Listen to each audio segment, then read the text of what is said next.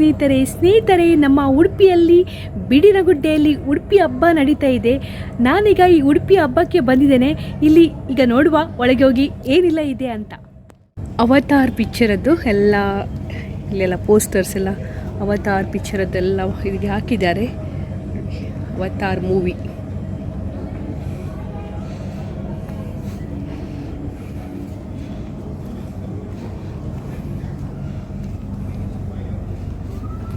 ಇಲ್ಲಿ ಒಂದು ಗುಹೆ ಥರ ಇದೆ. ಈ ಗುಹೆಯ ಒಳಗೆ ನಾವೀಗ ಹೋಗುವ.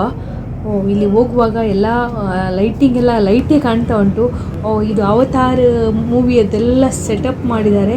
ತುಂಬ ಸೂಪರ್ ಇದೆ, ನೋಡಲಿಕ್ಕೆ ತುಂಬ ಸಖತ್ತಿದೆ.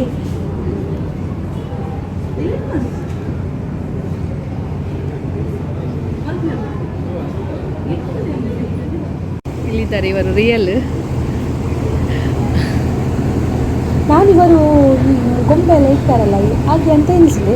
ಇವರು ನೋಡುವಾಗ ರಿಯಲ್ ಈ ಅವತಾರ್ ಮೂವಿಯಲ್ಲಿ ಆಗ್ತಾರೆಲ್ಲ ಇರ್ತಾರೆ ಆ ಥರನೇ ಇದ್ದಾರೆ.